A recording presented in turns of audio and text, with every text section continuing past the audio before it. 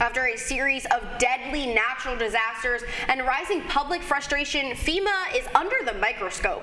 Lawmakers grilled the agency's acting director during a heated hearing on Capitol Hill. That happening yesterday, and now there's questions whether the agency is doing enough or doing too little too late. Our DC Bureau reporter, Rosaura Mendoza, has more details about it. Good morning.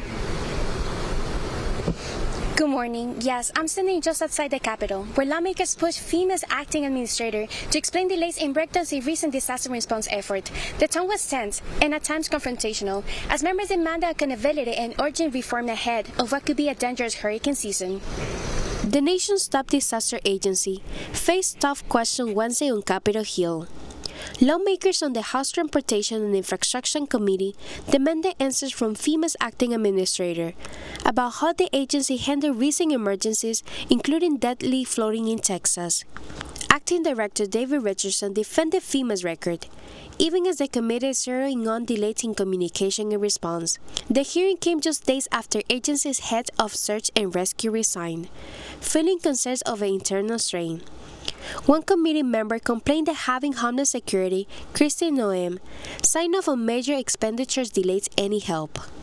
To me, having someone, one person only, having to sign off on every contract of $100,000 or more is the definition of bureaucracy. And in this case, it led to thousands of victims not having their calls answered by their government. The debate comes as the Trump administration shifts its position, from wanting to dismantle FEMA entirely to now calling for reforms.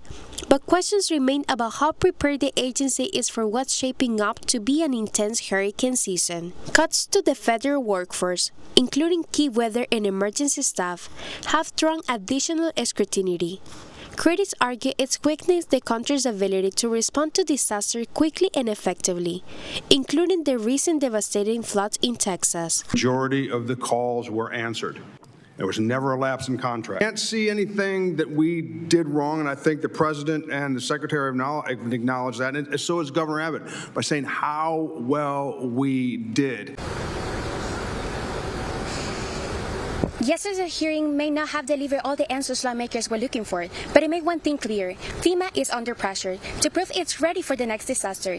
More oversight hearings are expected later this summer. Reporting for Washington, D.C. and for Caplin News, I'm Rosaura Mendoza.